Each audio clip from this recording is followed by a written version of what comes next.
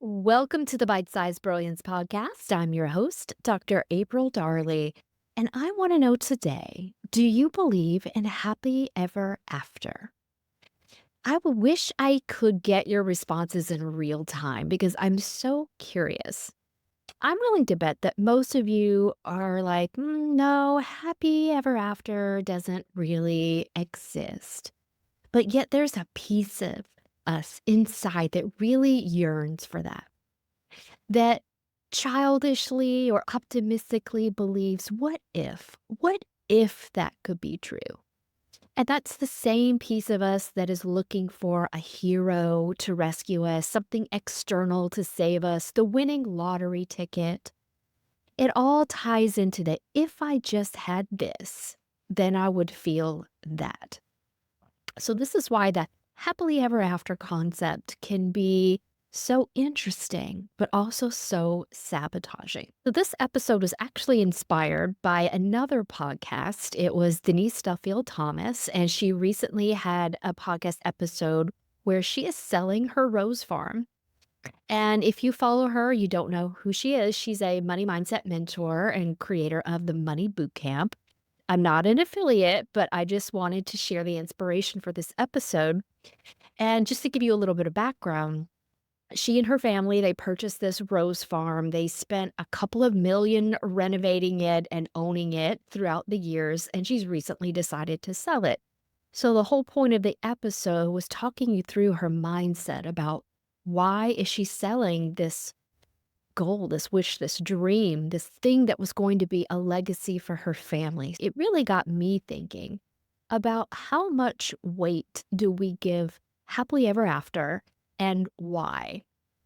So, as you may know, if you're listening to me, I do something called the Bespoke Brain System. Unlike other practitioners, I don't just work with subconscious when I do mindset work. I work with three levels of consciousness: the unconscious or survival, the subconscious or emotion, and the conscious or logical. When you work with these three brains together, you're going to understand that it's like having three people in your head, like an executive board in your head. And they all have their own reasons and their motivations for why they are advocating for a decision. But it is not your subconscious that's actually in charge. It is your unconscious or your survival brain that will hijack the other two brains and take over because it's the security system.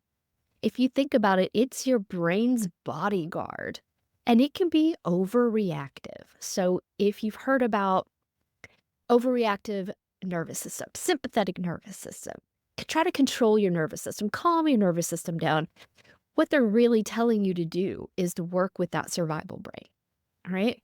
And your survival brain does this thing that's all or nothing. It's a cognitive distortion, which means it's a trick of your brain that there's no in between. There's either this or that, dark or light, right or wrong. And if you have any kind of perfectionist tendency, then your brain's going to double down on the threat assessment of that. Not only is there only two choices, right or wrong, good or bad, that only one of them is right for you. So it puts a lot of external pressure on you to do the air quote right thing. But when we have this all or nothing approach, it really kind of ties into this conditioning that you may have heard or been exposed to is you make your bed and now you have to lie in it. Meaning once you make a choice, it's irreversible. You're stuck with it. And the fear of that, the subconscious fear, that loss of freedom, is feeding that data down to your unconscious, to the security team. And the security team is reacting to the thought and the feeling that you are about to lose freedom. Then this feeling of all or nothing, once I choose, I'll be irreversibly locked into a course, I'll be stuck, is enough to shut you down because that security team, that survival brain will fight, flight, freeze. And it shuts some people down. The pressure to choose and choose correctly and that you could only choose one time is so painful that this is why some people end up in a procrastination state. or they're overwhelmed, or they get stuck in analysis paralysis. One thing you want to be aware of is that there are very few choices in life that are irreversible, right? Very few. There are a few. But mostly, if we make a choice, we can walk it back at some point. And it's only your emotions or your subconscious that is making you feel like a failure if it didn't work out, or stuck when you choose. But the reality is, ultimate freedom, which is what you want, is about being flexible. And just because you spent a lot of time working toward a goal doesn't mean that that's the only thing you can have for the rest of your life. Just like Denise Duffield Thomas in this episode realized, if you reach a goal at one point, you've got the goal, but maintaining the goal has become more painful than it is pleasurable. You're allowed to let the thing go. You're allowed to quit the job, sell the farm, move on, vacation in another area, whatever it is for you. But if something in your life is no longer bringing you pleasure, then you have another choice to make.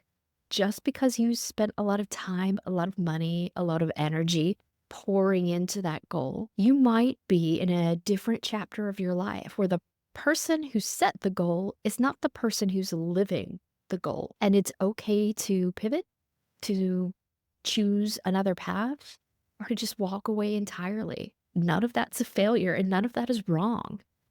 So happily ever after, your logical brain knows that that is mostly a myth. Your emotional brain has this idealism that you want it to be true so bad. And your survival brain would also like it to be true. To be safe and comfortable forever, that just sounds yummy. We want to try to think about what this is bringing up in our life. What kind of pattern are you seeing? What kind of sabotage are you seeing with this unconscious, subconscious belief of happily ever after? One way in business, I've occasionally had the client mention to me when they're confused about their life purpose, that if they choose the right thing, if they choose the thing for work that makes them the happiest, then they'll never work a day in their lives. But that is terrible advice. I mean, that's a terrible saying. I've had to coach many a client out of it.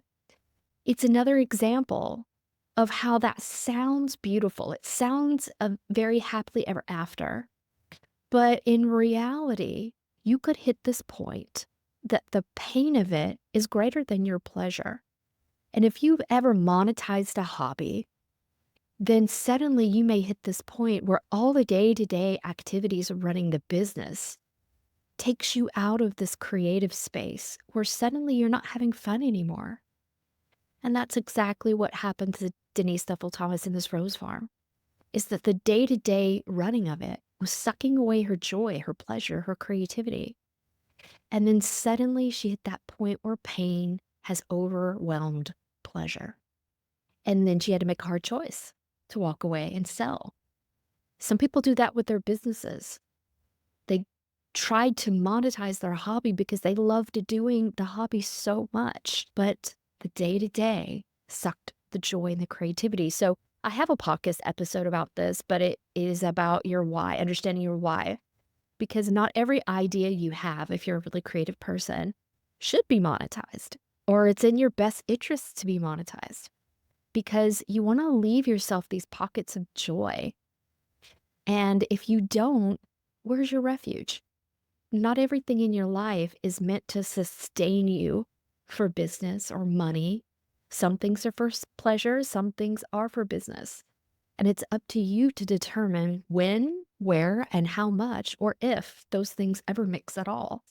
Is happily ever after myth or reality?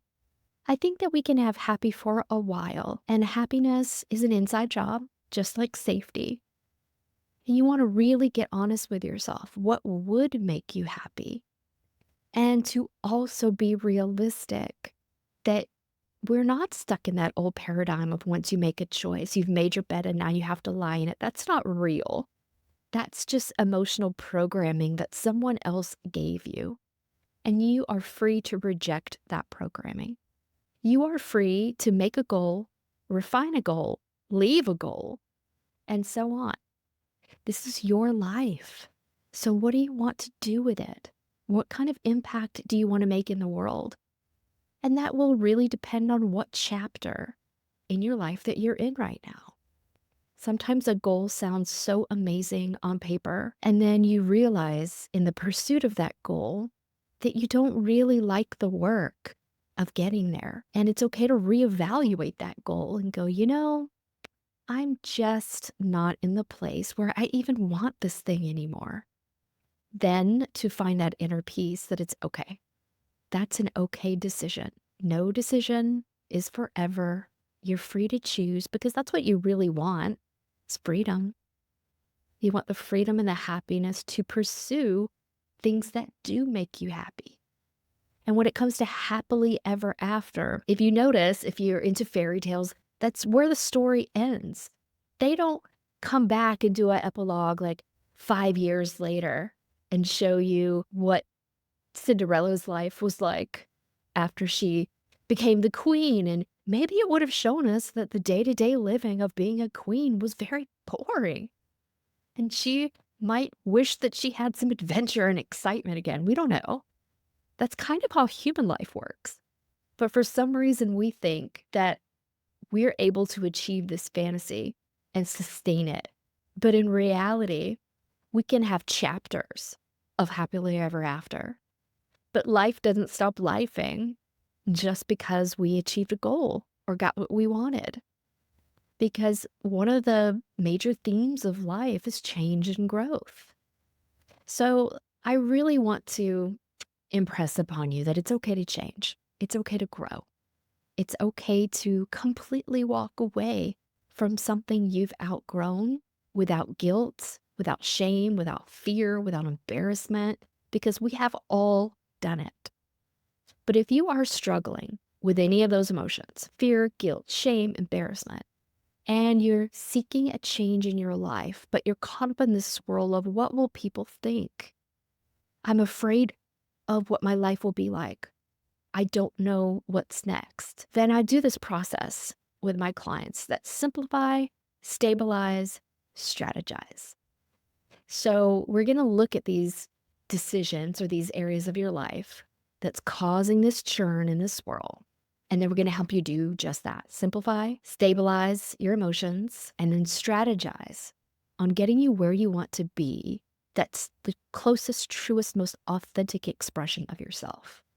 If you'd like to find out more about how to simplify, stabilize, and strategize your next steps, then please set up a free consultation call with me and learn how the Bespoke Brain System is going to take you through these different levels of your mind and to show you why you're feeling something, why you're sabotaging things in some way, why certain things just feel hard, and how we can get you as close as we can to the next happily ever after chapter of your life. You can set up that call over at aprildarley.com, and I hope to hear from you soon. Have a great week, my friends. Goodbye.